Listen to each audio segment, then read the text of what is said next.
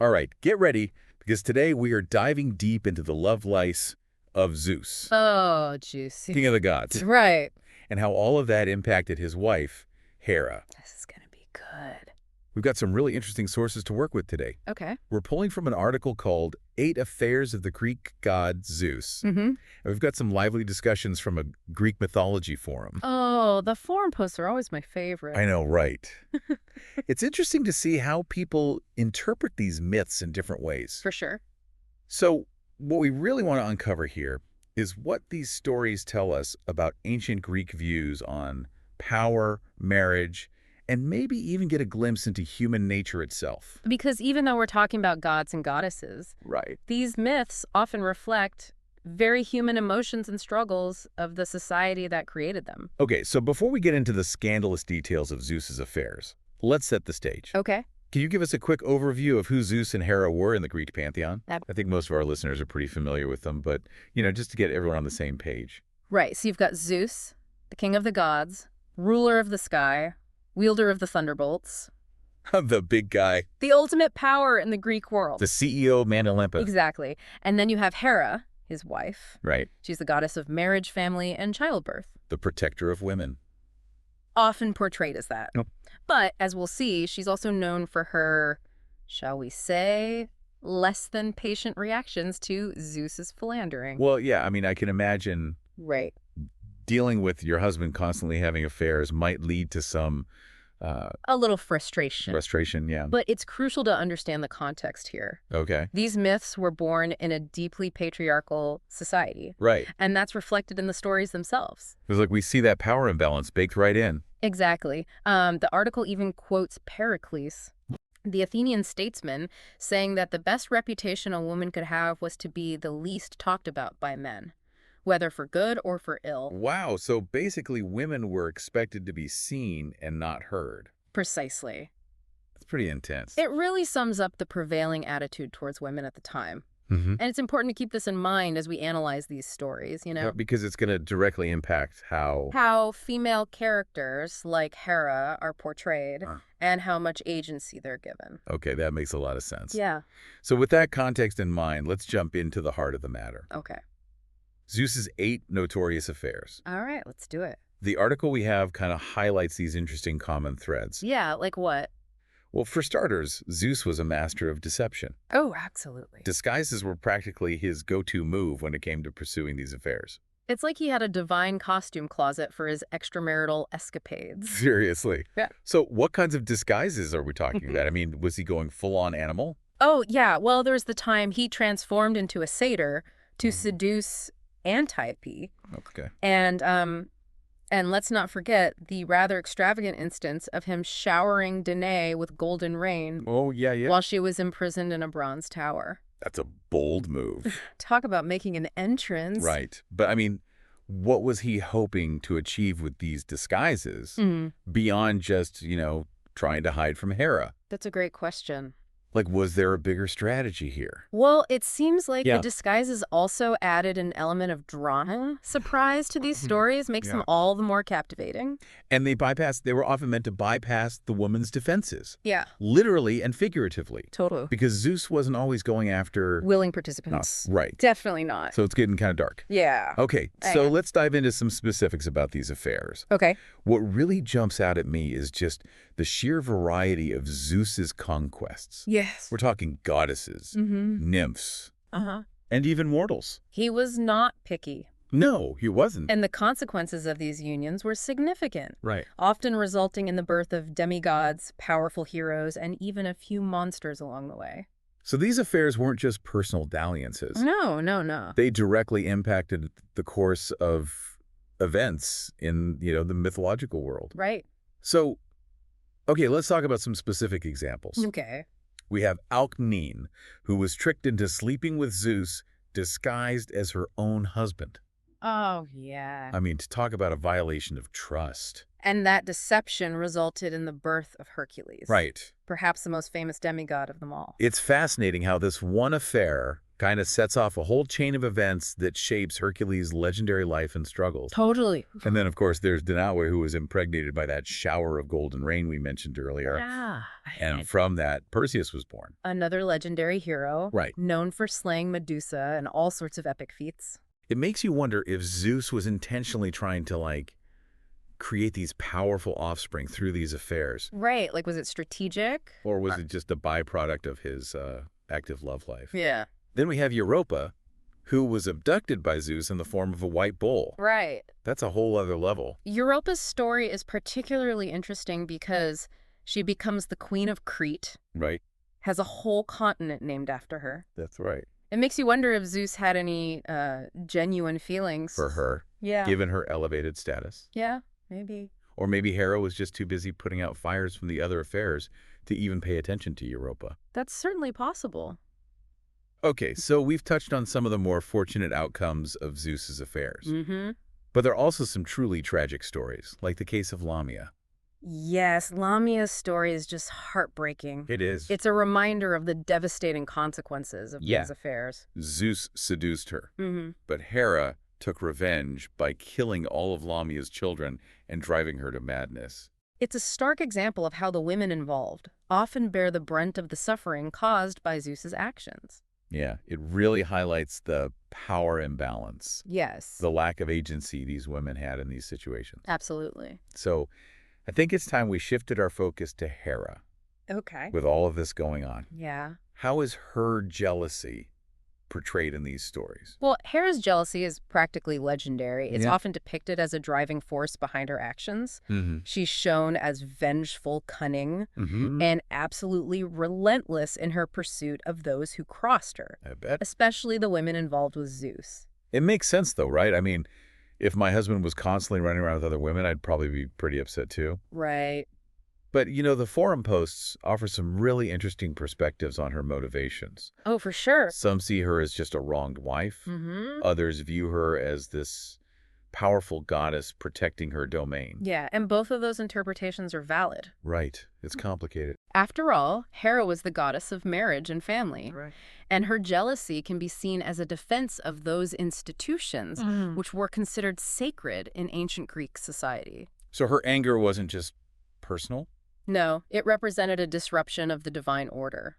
but it goes beyond just defending her marriage, doesn't it? How so? Well, she frequently targets Zeus's children as well. You're absolutely right. And that's where things get really complex. Yeah. Because her actions, they raise these really challenging questions about the ancient Greek view of female power Mm-hmm. and the limits of that power within a patriarchal system, So is she a victim of circumstance lashing out, right? or is she strategically using her power within a limited framework? That's the question we're going to try to unravel. I love it. Because despite those limitations, Mm-hmm. Hera was a force to be reckoned with. Oh, absolutely. All right, I'm ready to dive deeper into Hera's story. Let's do it. So we're talking about Hera's jealousy, and you mentioned it's not just about romantic rivalry. There's something more going on. Exactly. Yeah. Imagine being the queen of the gods, Right. the embodiment of marriage and family and your husband. Yeah. The most powerful god of all Uh-huh. is constantly flaunting his infidelity. Yeah. It's a direct challenge to her authority and her domain. And she can't exactly just, divorce him. Well, that's where these myths get really interesting. Okay. They explore the boundaries of divine power. Right. Even though Hera is incredibly powerful, Yeah. she's still operating within a system, Mm-hmm. a cosmic order, if you will. Uh-huh. She can't simply overrule Zeus. So even a goddess has her limitations. Precisely. And that's what makes Hera's story so compelling. Okay. Her jealousy, her anger, it becomes a way for her to assert her power indirectly. Right. She might not be able to stop Zeus, Mm-hmm. but she can certainly make her displeasure known. And she does that by targeting the women and children. It's tragic, no doubt. But it's also a reflection of the limited options available to women Right. in that society. Hera's actions, as destructive as they can be, Mm-hmm. are a way of navigating a system that's stacked against her. One of the forum posts I read compared Hera to, like, a lioness protecting her pride. I love that analogy. I thought it was really apt. It perfectly captures her fierce protectiveness. Right. She's not just defending her marriage. She's Hmm. defending her territory, her status, her very identity as queen of the gods. There are also posts arguing that Hera's jealousy is ultimately self-destructive. And that's a valid point. Yeah. Her anger often backfires, creating more chaos and suffering, Mm. even for herself. Right. It makes you wonder, Yeah. does her jealousy serve her in the end, or does it become a prison of her own making? That's a heavy thought. Yeah, it seems like these myths aren't giving us easy answers. And that's the beauty of them. Yeah. They're meant to make us think, to grapple with these big questions Yeah. about power, Yeah. morality, and the human condition. Right. They're not simple tales of right and wrong. Mm. They're explorations of complex characters navigating a complicated world. Okay, so we've explored Zeus's affairs. Yeah. We've unpacked Hera's jealousy. Mm-hmm. But what does it all mean for us? Right. Like, what can we learn from these stories about ancient Greek culture and their beliefs? Well, for one thing, these myths offer us a fascinating glimpse into their worldview, their cosmology. What do you mean? Well, the gods weren't distant, abstract entities for the ancient Greeks. Okay. They were active participants in everyday life, influencing everything from the weather to personal relationships. So they believe the gods were constantly meddling in their affairs. In a way, yes. Right. And that's reflected in these stories. Mhm. Zeus's affairs weren't just about him being Right. a player. Yeah. They were a manifestation of how the Greeks perceived divine intervention in Yeah. the human world. So these weren't just entertaining stories. Right. They were a way to understand and explain the Exactly. forces at play in their own lives. Yeah. So even though these myths are thousands of years old, Mm-hmm. they still resonate with us today. They do. Why do you think that is? It's the power of myth. Yeah. These stories tap into universal themes Right. that transcend time and culture. Yeah. Like what? Love, betrayal, jealousy, revenge. Mm-hmm. We're still dealing with these same emotions and challenges today, just maybe not on such a grand, godly scale. So that's why we see these myths constantly being reinterpreted and reimagined Exactly. in art, Yeah. literature, even pop culture. We have everything from Renaissance paintings depicting Leda and the Swan Right. to modern TV shows like Percy Jackson Mm-hmm. that draw inspiration from Greek mythology. It's interesting how they can be adapted to so many different mediums. Right. And yet the core themes still resonate. So, after all this deep diving, Mm-hmm. what are some key takeaways about Zeus and Hera? Well, we've seen how Zeus's prolific affairs highlight themes of power, deception, and the consequences of divine intervention, Mm-hmm. and how Hera's jealousy, while often destructive, Right. also reveals the complexities of ancient Greek views Yeah. on marriage, fidelity, and female agency within a patriarchal society.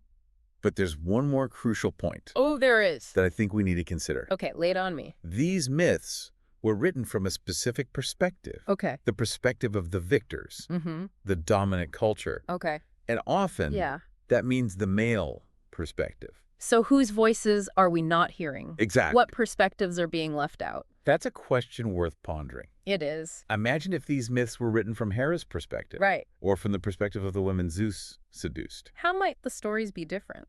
It's like we've only scratched the surface of these myths. There's always more to uncover, more layers to peel back, Yeah. more perspectives to explore. That's what makes these deep dives so rewarding. Absolutely. It's like those forum posts we mentioned earlier, the Mhm. ones calling for modern retellings of Greek myths. Yes. Imagine a story about Hera. Not just as the jealous wife, Right. but as a woman navigating a complex patriarchal world, wielding her power in ways we haven't even considered. Or a story about Europa not just as the abducted princess, Yes. but as a queen ruling in her own right, Mm. shaping the destiny of a continent. The possibilities are endless. Yeah? It's a reminder that these myths are living stories. Mhm. They can be reinterpreted, reimagined, and made relevant to new audiences. And that's what keeps them so fascinating. Right? Yeah. There's always something new to discover, Absolutely. another layer to uncover, another perspective to explore. Precisely. So if you're listening out there, Mm-hmm. we encourage you to explore these sources further. Yeah. Dive into the myths. Right. Read those forum discussions. Uh-huh. Maybe even try writing your own version of the story. Because who knows? You might uncover a perspective that's been hidden for centuries. And that's what makes these deep dives so rewarding. Right. That moment when you see something familiar in a whole new light. Yeah. It's the thrill of discovery. Yeah. The joy of connecting with stories that have resonated with humans for millennia. So, until our next deep dive, Hmm.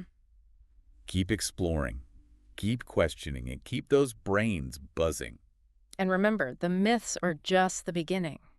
It really makes you think how these myths might feel different, if they were centered around the female characters. Oh, for sure. Like imagine a deep dive into Hera's story, Yeah. not just as, the jealous wife, You're right. but as a powerful goddess in her own right. Absolutely. We could explore the complexities of her character. Right, her motivations, Yeah. struggles and triumphs. Exactly. We could analyze how she navigates a patriarchal system, Mhm. how she wields her influence and makes her presence known, you know? Right, despite the limitations placed upon her. Yes. It'd be fascinating to see how she uses her cunning Mm-hmm. and strategic thinking Mm-hmm.